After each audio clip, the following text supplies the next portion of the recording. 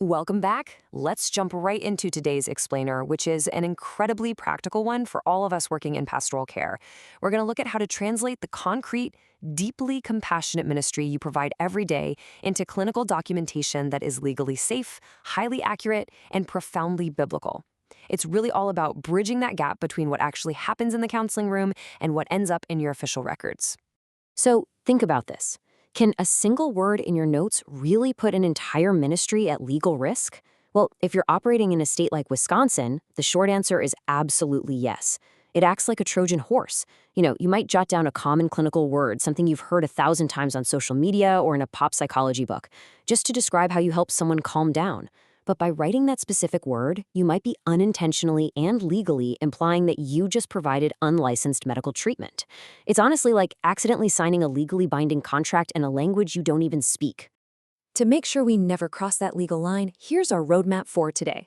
We'll cover 1. The danger of clinical drift, 2. The RHM SOAP note standard, 3. Translating therapy to pastoral care, 4. Defining embodied stewardship, 5. Anchoring actions with scripture, and 6. The complete objective template. Let's dive in. Section 1. The danger of clinical drift and why legal scope matters. Now, what's really interesting here is the hard legal boundary under state laws like Chapter 457 in Wisconsin.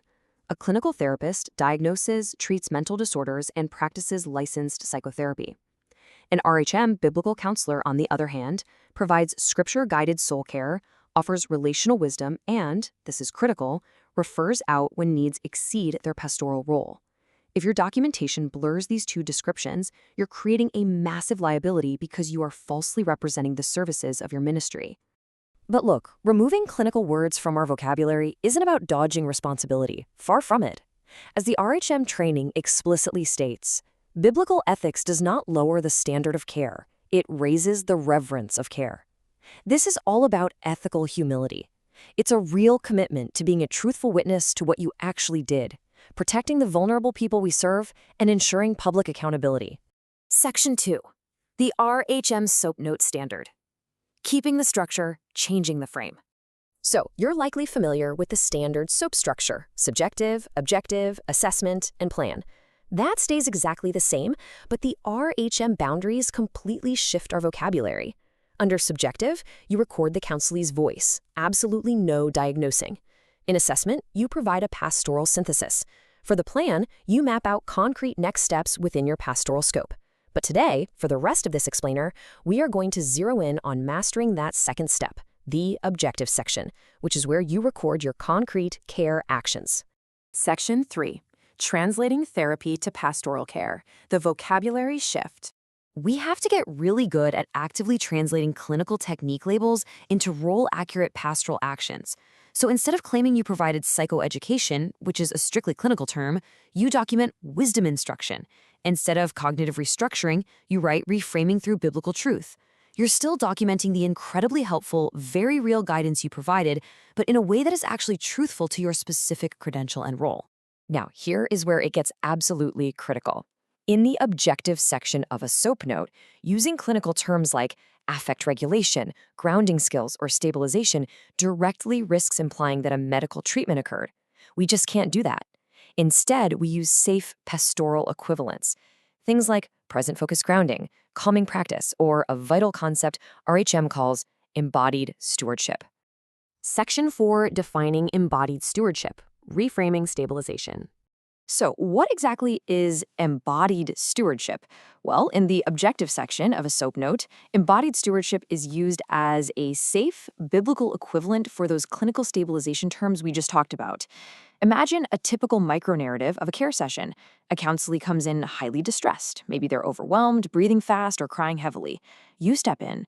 You help them slow down their session pace. You help them breathe, be present in the room, and recognize their physical distress. You are doing the concrete care action of helping a distressed counselee slow down and be present. But as a pastoral helper, you document that concrete action as embodied stewardship. And why does this specific phrase matter so much? Because using embodied stewardship legally safeguards both you and the ministry. You use this phrase to state the concrete care action you took, and by doing so, you protect the ministry by strictly avoiding any implication that medical treatment or licensed psychotherapy occurred. It's accurate to the care you provided, and it keeps everyone legally safe. Section 5, Anchoring Actions with Scripture. The Biblical Logic. When you are documenting this in the objective section, you should always pair the phrase with scripture parentheticals. But remember, we aren't just copying Bible verses into our notes to look spiritual, or treating them like little proof text decorations. Not at all. These parentheticals act as documentation anchors. They explicitly demonstrate the biblical logic behind the action, showing exactly why you helped the person calm down in the first place.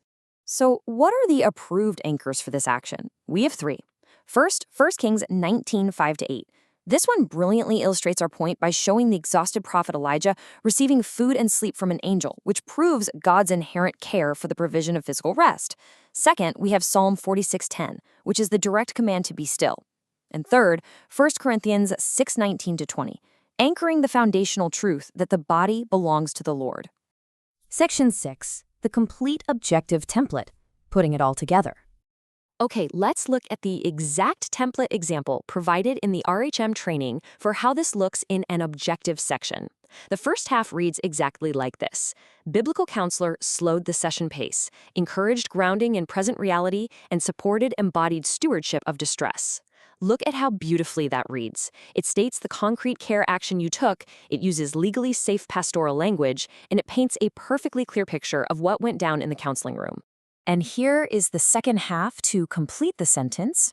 While monitoring whether higher-level care consultation was needed, 1 KGS 19:5-8, PS 4610, 1 Corinth 6:19-20.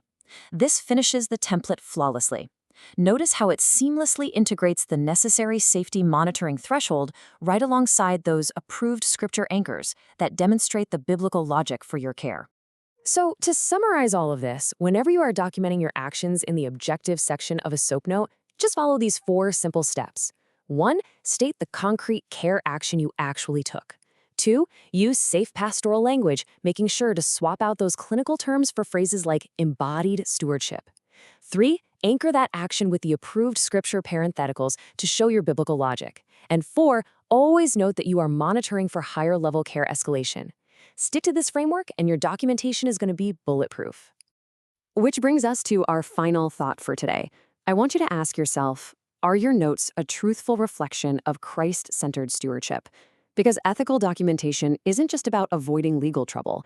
It really is a profound act of worship, honesty, and care for the vulnerable people sitting across from you. Keep that reverence in mind every single time you sit down to write your notes. Thanks for joining us for this explainer, and we'll see you on the next one.